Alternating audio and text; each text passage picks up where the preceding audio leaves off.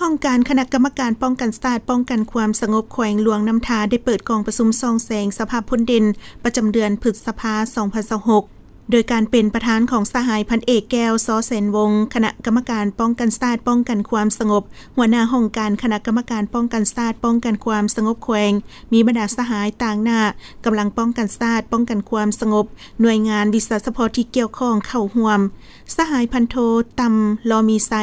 ห้องแผนกคนคั่วสั่งรวมห้องการคณะกรรมการป้องกันศาสตร์ป้องกันความสงบแขวงได้รายงานสภาพพ้นดินในเดือนพฤษภาซึ่งสภาพการเคลื่อนไหวของคนบดีปรากฏการณ์ย่อท้อในสังคมได้ส่งผลสะท้อนต่อเวียกงานป้องกันศาสตร์ป้องกันความสงบเว้ารวมเว้าเฉพาะท้องถิ่นแขวงหลวงน้ำทาและยกให้เห็นด้านตั้งหน้าของกำลังป้องกันศาสตร์ป้องกันความสงบได้เห็นให้สภาพปรากฏการณ์ดังกล่าวมีความสงบโดยพื้นฐานเห็นให้ประชาชนภายในมีความสะดวกสบายในการทำมาหากินดีขึ้นกว่าเก่ากองประชุมได้คาดการณ์ตีราคาสภาพการในตอนหน้าเช่นแก้ไขสภาพปรากฏการณ์ย่อท่ออื่น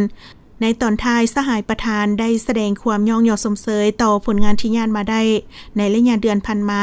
ต่อกับการปฏิบัติหน้าที่เวียกงานวิสาสะพของตนเห็นว่าบรรดาสหายมีความห้าวหันสามัคคีช่วยเหลือซึ่งกันและกันอย่างนักแน่นเอาใจใส่เป็นเจ้าการเพิ่มทวีการซี่นำพากำลังของตนเว้ารวมเว้าเฉพาะแขวงหลวงน้ำทาปฏิบัติแนวทางป้องกันศาสตร์ป้องกันความสงบอย่างทั่วถึงรอบด้านลงก่อสร้างรากฐานการเมืองกำแน่นสภาพรอบด้านเฮ็ดให้แขวงหลวงน้ำทามีความสงบและเป็นระเบียบเรียบร้อยดี